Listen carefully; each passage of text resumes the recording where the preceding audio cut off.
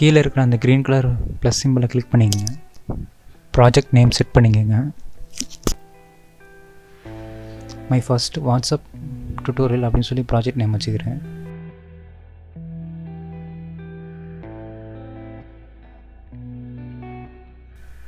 (9:16) அப்படின்னு வச்சுக்கிறேன். Resolution 1080p 30 fps. Background வந்து பிளாக்கு. ரைட் சைட் பாட்டமில் இருக்க க்ரீன் கலர் சிம்பிளை கிளிக் பண்ணிக்கோங்க. ஆடியோங்கிற ஆப்ஷனை கிளிக் பண்ணிவிட்டு அதில் வியூவை கொடுத்துக்குங்க. நம்ம டவுன்லோட் பண்ணி வச்சுருக்க மியூசிக்கை செலக்ட் பண்ணிக்கோங்க.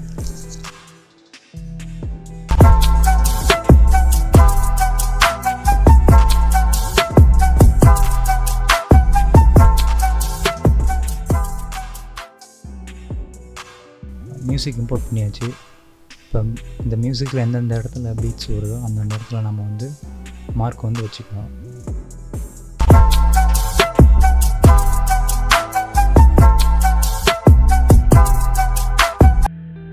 இந்த டுட்டோரியல் வந்து உங்களுக்கு ஷார்ட்டாக பண்ணோம் அப்படிங்கிறதுக்காக வந்து நான் வந்து தேவையில்லாத இடத்துல வந்து நான் ஸ்பீட் வந்து அதிகப்படுத்திக்கிறேன். இப்போ இந்த இடத்துல வந்து நான் வந்து ஜஸ்ட் வந்து மார்க் தான் பண்ண போனேன். ஸோ அதனால் நான் வந்து இந்த வீடியோ இந்த இடத்துல மட்டும் நான் வந்து ஸ்பீட் பண்ணிக்கிறேன்.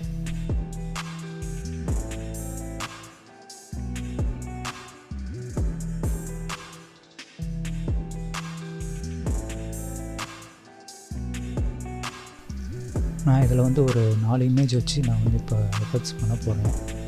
இப்போ வந்து அந்த 4 இமேஜ் நான் வந்து இப்போ இன்புட் பண்ணிக்கிறேன்.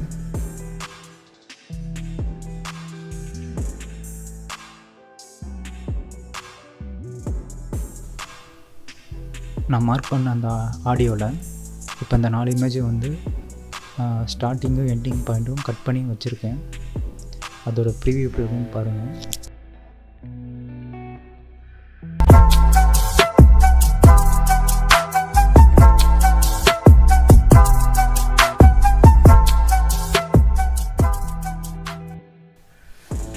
எல்லா இமேஜையும் ஸ்க்ரீனில் ஃபிட் ஆகிற மாதிரி நம்ம இப்போ வந்து ஸ்கேல் பண்ணிக்கலாம்.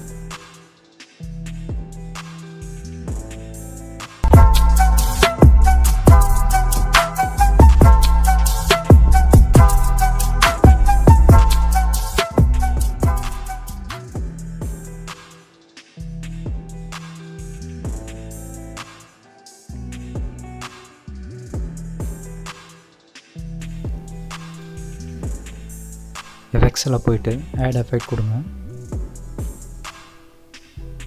டிஸ்டர்ஷன் அண்ட் வார்ப் அந்த கிளிக் பண்ணிவிட்டு 5வது இருக்க பல்ஸ் சைஸ் அப்படிங்கிற அந்த எஃபெக்டை கிளிக் பண்ணுங்கள். கிளிக் பண்ணிட்டு ஸ்டாண்டர்ட் செட்டிங்ஸ் கொடுத்துருங்க.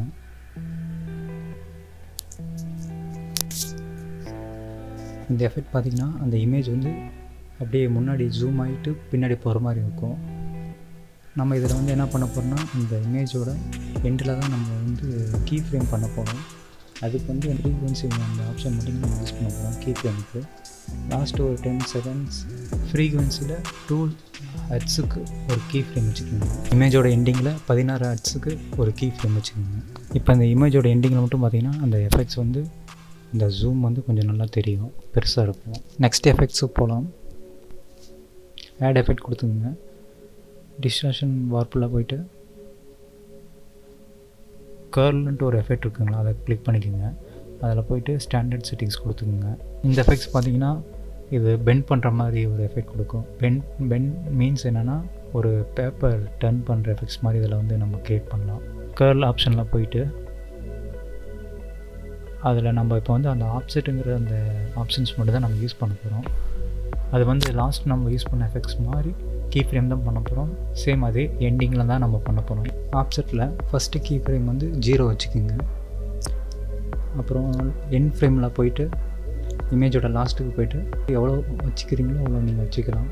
அந்த இமேஜ் நீங்கள் ரெஃபரன்ஸ் பார்த்துங்க. அந்த இமேஜ் எந்தளவுக்கு நீங்கள் உங்களுக்கு மூவ் ஆகுது அப்படின்னு சொல்லி பார்த்துக்கிட்டு அதுக்கேற்ற மாதிரி நீங்கள் இது வச்சுக்கலாம்.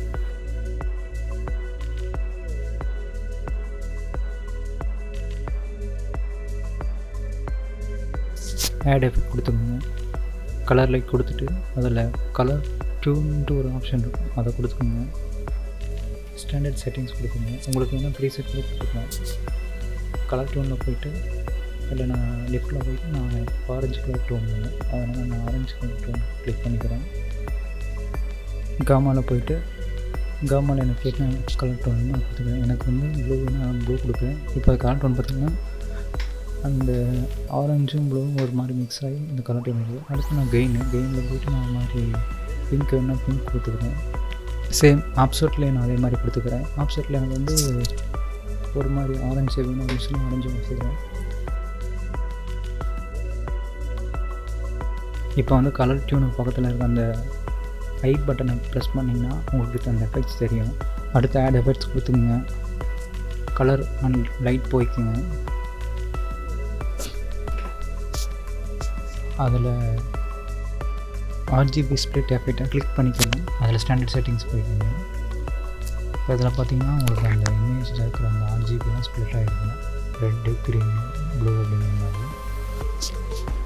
சென்டர் ஆப்ஷனில் ரெட் ஆறுங்கிற அந்த இதை கிளிக் பண்ணிக்கோங்க. அப்புறம் வந்து நம்ம இதில் வந்து கீ ஃப்ரேம் வந்து ஸ்ட்ரென்த்தில் தான் பண்ணிப்போம். ஃபுல்லாக வந்து இதுக்கு முன்னாடி பண்ண கீ ஃப்ரேம் மாதிரி தான். பட் இதில் வந்து நம்ம ஸ்டார்டிங்கில் அதை பண்ணி போடுறோம். ஸ்டார்டிங்கில் வந்து 2 கீ ஃப்ரேம் வைக்க போடுறோம். இமேஜோட ஸ்டார்டிங்கில் 10 ஃப்ரேமுக்கு அப்புறம் 0 ஸ்ட்ரென்த்தில் ஒரு கீ ஃப்ரேம் வச்சுக்கோங்க. இமேஜோட ஸ்டார்டிங்கில் -0.15 ஒரு கீ ஃப்ரேம் வச்சுக்கிறோம்.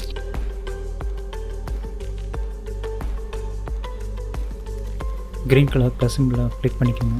எஃபெக்ட்ஸ் போய்க்குங்க. இப்போ அதில் நம்ம 4 எஃபெக்ட்ஸ் போட்டிருக்கோம். இந்த 4 எஃபெக்ட்ஸையும் நம்ம வந்து காப்பி பண்ணிக்கிறோம். காப்பி பண்ணிவிட்டு நம்ம வந்து மிச்சம் இருக்கிற 3 இமேஜ்லையும் நம்ம வந்து பேஸ்ட் பண்ண போகிறோம். சேம் இப்போ நம்ம எப்படி காப்பி பண்ணோமோ அது கீழே இருக்கிற பேஸ்ட் எஃபெக்ட்னு கொடுத்தோம்னா மிச்சம் இருக்கிற இமேஜில் பேஸ்ட் ஆகிடும்.